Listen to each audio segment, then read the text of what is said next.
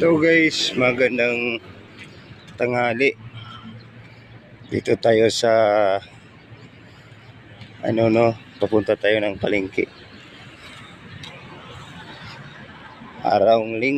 Sabado, linggo, mga kababayan. Shout out dyan sa mga DDS vlogger.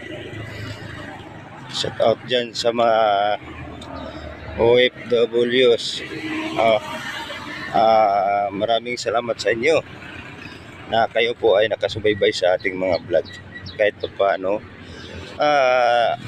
updated kayo sa ating mga ina-upload. Eleksyon na, Lunes, no? Kailangan ang boto natin, mga kababayan, ay hindi sayangan, no? O hindi natin ibibinta, dahil kung tayo ay tapat sa bayan, no, nagmamahal, no, ay hindi natin ipagpalit sa pera, kasi ang pera ay mawawala, no.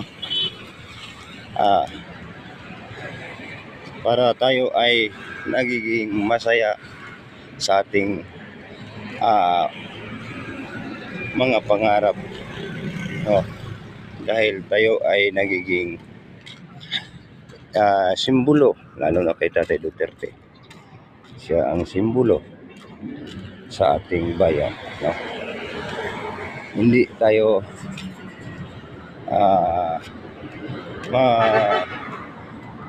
manatili sa ating mga pagmamahal sa bayan. Importante natin ang boto. Kung may ibigay na pera, mga kababayan, ay di tanggapin natin. Pero sa pagboto, hindi natin ipagpalit, no? Kung hindi, ang napusuan natin na sa mga senador na pagkatiwalaan.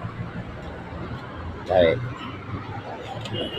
kung ipiliin natin ang administrasyon na Marcos admin, wala, bagsak ang ating ekonomiya, lalo tayong mawalan, no, mga kababayan, dahil tayo ay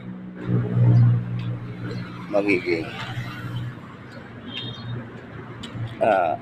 hindi magtatawanan sa mga ibang bansa. So, ay mga taong bayan ay